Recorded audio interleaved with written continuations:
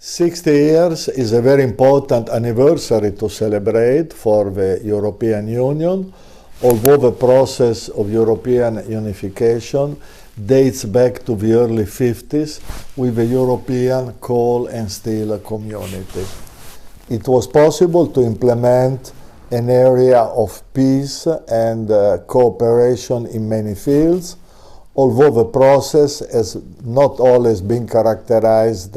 by successes, sometimes also some setbacks have taken place. We have developed a group of economic cooperation from 6 to 28 member states, although we are on the eve of losing one, the United Kingdom, and this is a very unfortunate development in my opinion. It was also possible to give an efficient and prompt response to the needs of the countries in Central and Eastern Europe after the fall of the Soviet system and after the fall of the Berlin Wall. These countries were in bad need of a new economic model and in need also of developing and strengthening new alliances after the fall of the communist system. During these years, the most important achievement has been the single market, which is a process in continuous evolution, very, very important. And as a matter of fact, everybody should remember that the Treaty of Rome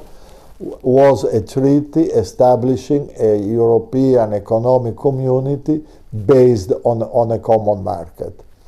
In order to have a well-functioning single market, it was necessary to introduce a single currency, the euro, and the single market and single currency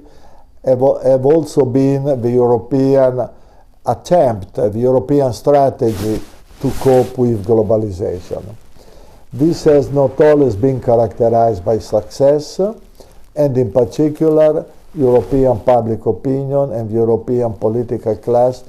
not always appreciate the role played by the single market and the single currency in strengthening European chances in the world economy.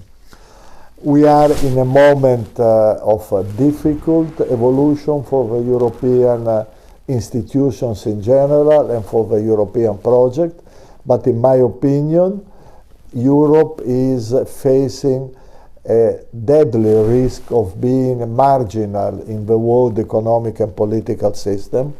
unless it is able to find again a high degree of cohesion and a high degree of cooperation. Should this not take place, I am afraid that we would go back to the bad experience which characterized many of the past centuries, an experience of economic conflicts on the European scene, but, and I hope to be wrong in saying this, not only of an economic nature.